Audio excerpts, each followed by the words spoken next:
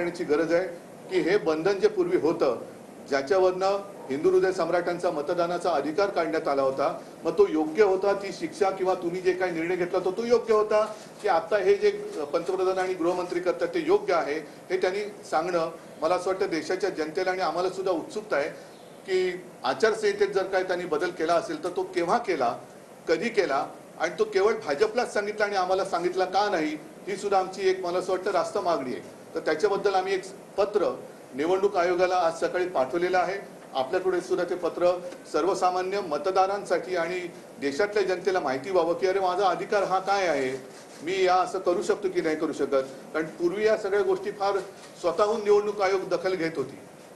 आता सुद्धा मला असं कळलं की राहुल गांधी, प्रियंका गांधींना निवडणूक आयोगाने स्वतःहून नोटिसा पाठवलेल्या आहेत. केजरीवाल त्यांना सुद्धा त्यांनी नोटीस पाठवलेली आहे. म्हणजे निवडणूक आयोग जागरूक आहे. मी निवडणूक आयोगाला काही टीका करण्यासाठी बोलवलेलं नाही, बोलत नाहीये, किंवा जे मोदी किंवा अमित शहाजींनी केले ते सुद्धा काही चुकीचं असं माझं म्हणणं नाहीये.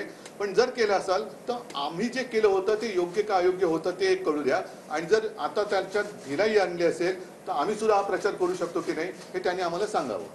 हा आजचा एक मूळ मुद्दा आहे. त्या अनुषंगाने आपल्याला काही विचारायचं असेल तर विचारा.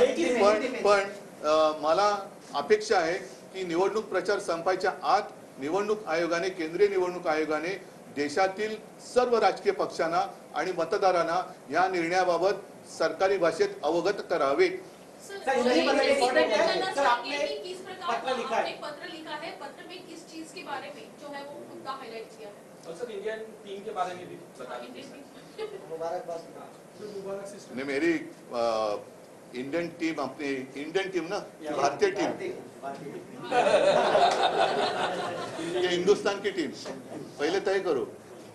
नहीं, अपनी जो टीम है, हिंदुस्तान की टीम है, मैं तो उनका अभिनंदन करता हूं और फाइनल के लिए शुभकामनाएं देता हूं. और मुझे पक्का विश्वास है कि हमारी टीम विश्व विजेती फिर से एक बार बनेगी. इसमें कोई दो राय मेरे तो मन में नहीं है, आशंका नहीं है. साथ ही साथ कल विराट ने जो एक विक्रम, नया विक्रम रचा, उसके लिए मैं विराट का अभिनंदन करता हूं.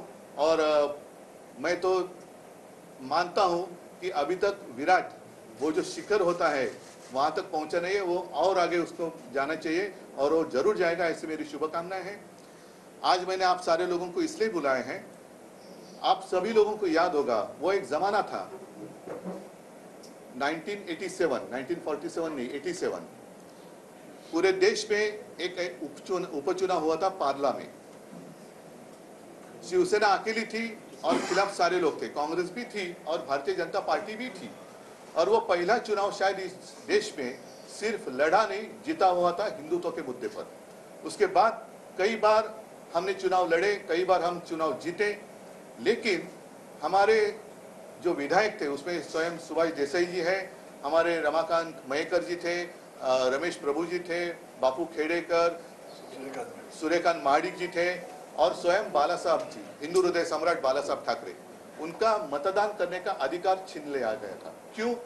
क्योंकि उन्होंने हिंदुत्व का प्रचार किया था. गर्व से कहो हम हिंदू है, नारा जरूर किसी और ने दिया होगा, लेकिन उसको बुलंद किया था हिंदू हृदय सम्राट बाला साहब ठाकरे जी ने. उस वक्त उन्होंने प्रचार किया हिंदुत्व का, मंदिर वही बनाएंगे.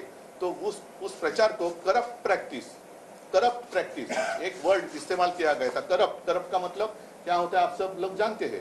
करप्ट प्रैक्टिस कहकर सारे लोगों को सजा दी गई थी.